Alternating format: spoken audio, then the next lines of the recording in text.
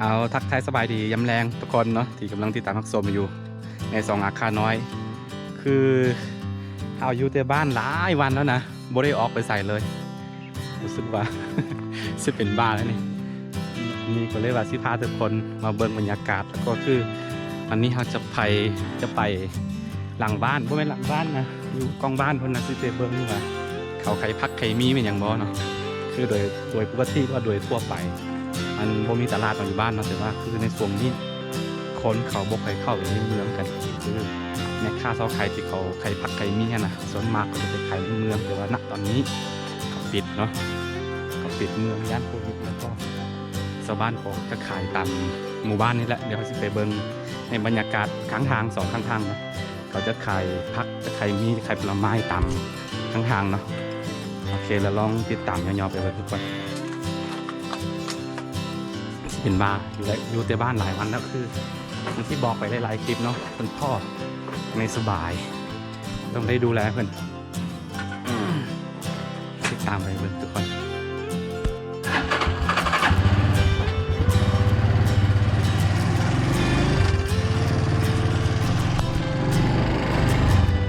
คือส่วนหลายชาวบ้านเขาขายเนี่ยในหมู่บ้านก็จะมีแต่จำพวกอาหารธรรมชาติประมาณนั้นแหละเนาะจะมีผักจะมีผลไม้จะมีไม่ยังกับโบจักไปเบิ้งกันเพราะว่าเมื่อวานเมื่อคืนเคยอันขี่รถผ่านเนาะเห็นเขาขายน่าจะบ่ได้ขายทุกวัน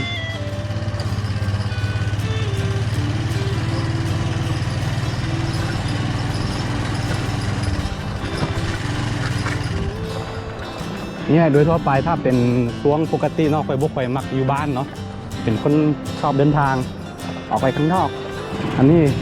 เกือบเดือนแล้วตั้งแต่วันที่12เดือนมีนาเนาะไม่ได้ออกไปไหนเลยอยู่แต่บ้านคลิปนี้จะมีทายผลเล่าผลไทย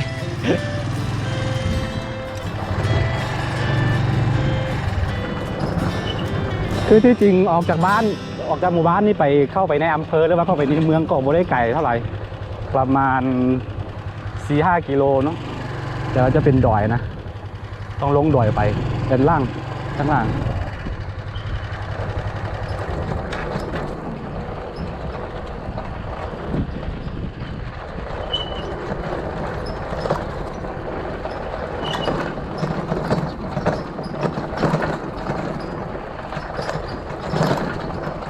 ลองไปเบิ่งว่าชาวบ้านเขาขายอย่างคือจะไปออกหาอยู่โดยปกติเนาะไปมักจะเข้าป่าไปหากินแต่ว่าณตอนนี้ช่วงนี้ไปไม่ได้ไม่มีใครดูแลคุณพ่ออยู่บ้านกำลังป่วย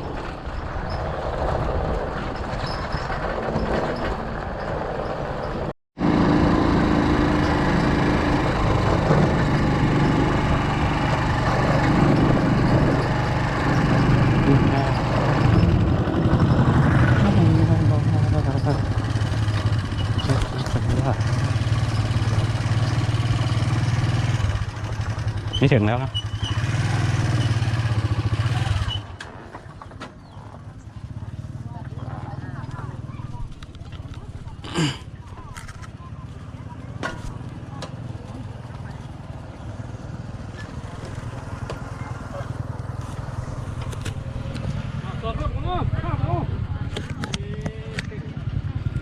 นี่เลยทุกคนนี่คือตลาดบ้านค่อยเนาะจะขายพวกหน่อไม้หรือว่าผักหอมอะไรพวกนี้คือเมื่อวานเดินผ่านเราเห็นโดยปกติบ่เคยได้มาเทื่อยาข้องพายนี่ขายเท่าไหร่เน้นขายนี่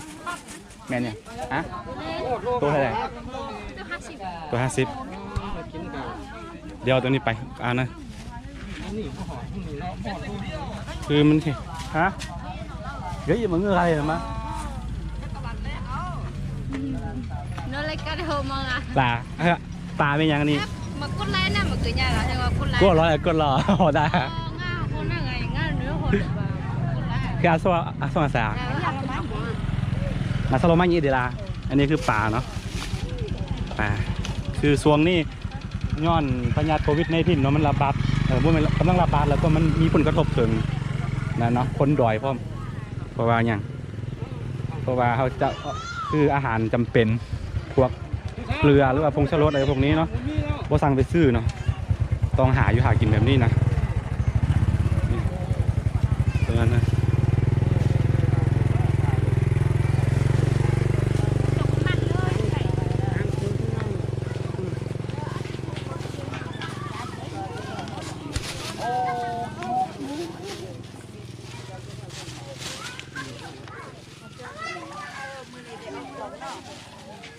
ไอ้คิด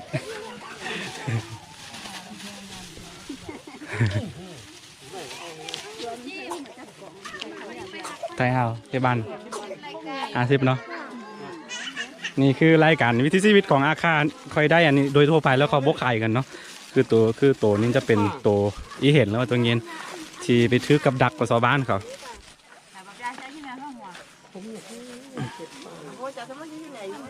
จ่าตั้งงาอยู่ตอนยี่โมงเท่าไหร่มั้ย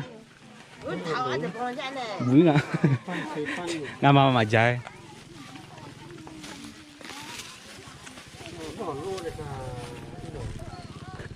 อันนี้จะเป็นคลิปบ้านๆเนาะคือตั้งใจมาโลตลาดแล้วก็ซี่อันนั้นเพื่อเยี่ยงได้ผีกี่โลอะไรมึงเยี่ยงเลยคือทีโลอ่ะทีโลสุดเช่ทีโลสุดเช่เนี่ยโอ้อายุจะเพื่อสุดเช่โคโลนึง30ขั้นถ้าเป็นคิดรายเงินไทยก็ตกอยู่ประมาณ100 บาทอ่ะสุดเช่ผิวเนี้ย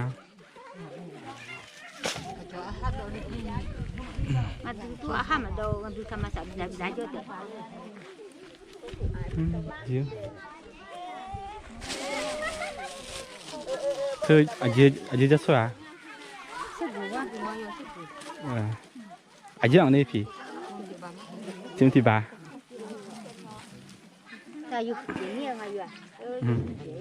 คือจะมีภาษากาปนเนาะเราเป็นคนขี้เกียจด้วยขี้เกียจทำศัพท์อัดเช่เป็นงี้บ้างอ่ะอันนี้ของเอ้ยอ่ะเว้นเลย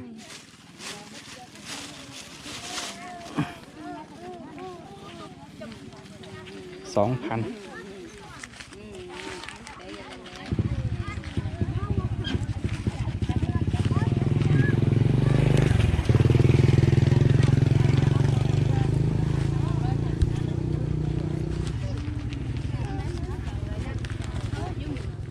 nói tí ông mày thì bị không nó mà này gì hả hả họ sẽอันนี้เป็นเงิน50,000นะ50,000 บาทไม่50,000 บาท50,000 กีบถ้าตีเป็นเงินบาทจะตกอยู่ประมาณ100 กว่า170 บาทประมาณ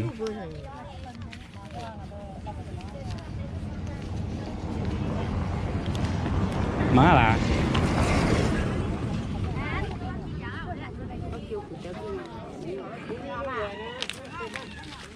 ถ้าหยิบปลาเชือกเนี่ย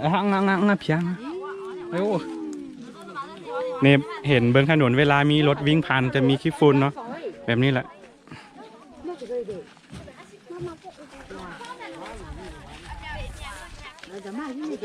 แฮะพี่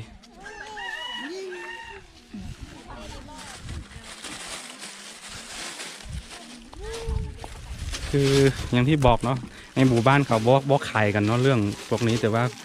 คือในช่วงนี้นะมีทางไปได้มาเขาบอกกล้ากินเขาก็เอามาขายแบบนี้แหละไปซื้อเนื้ออื่นกินนี่คือที่เห็นเนาะตัวเงินเป็นสัตว์ที่หากินได้เนาะในณตอนนี้เนาะเอ็มพี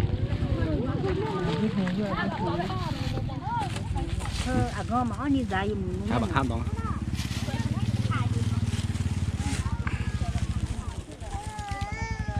ปลาโลละ100 บาทถ้าเทียบเป็นเงินไทยเนาะเงินเราตกอยู่ประมาณ30,000 กีบ你吃吧比活的哎你切你吧คนย่ายเขาบอกว่าถอนมา22,000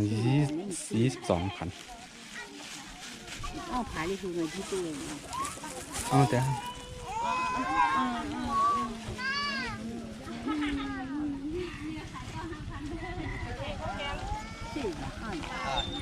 ชื่อกูบ้างเดี๋ยวนะเดี๋ยว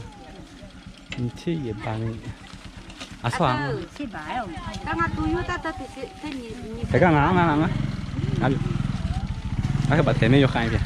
弄个，对，你切一个，一节，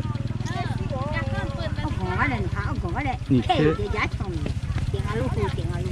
你切，哎，那出去把别人俺你把别过了，俺你把别过。个伢子嘛，光老他个多台，我有洗澡就好了。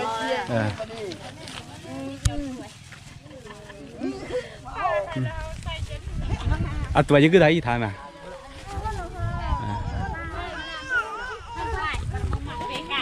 นี่นะตอนนี้คือจะมีเด็กน้อยหลายเนาะบอกว่ามันสิติดเหลืองบ่หรือว่าสิติดอันนั้นระเบียบของอันนั้นเนาะกับป้ากับฟ้านนี่แหละบรรยากาศบ้านๆอยู่บ้านมันบ่ค่อยได้เห็นช่วงนี้ช่วงวิกฤตแล้วก็เขาเลยมาไข่บนนี้บรรยากาศยามแรงประมาณ5 โมง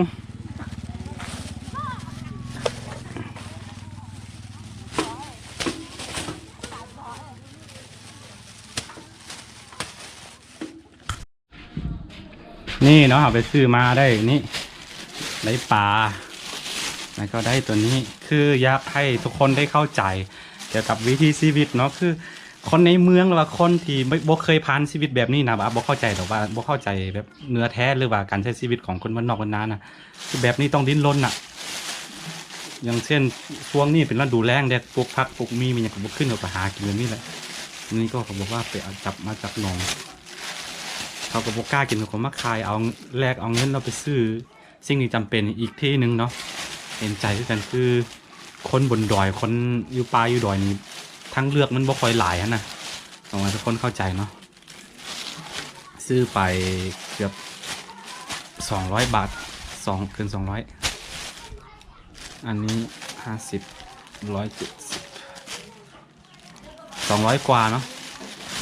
ซื้อไป200 กว่านี่จ้ะซื้อไป200 กว่านะที่ให้เข้าใจวิถีชีวิตนะเพราะว่ามีหลายคนก็บอกเข้าใจในชีวิตแบบนี้เนาะเราอยากให้ทุกคนมาลองเบิ่งกันมีโอกาสมาเที่ยวมาเล่นได้เนาะให้อันโรคโควิดนี่หายไปก่อนที่ทุกคนเชิญทุกคนมาเที่ยวได้เนาะ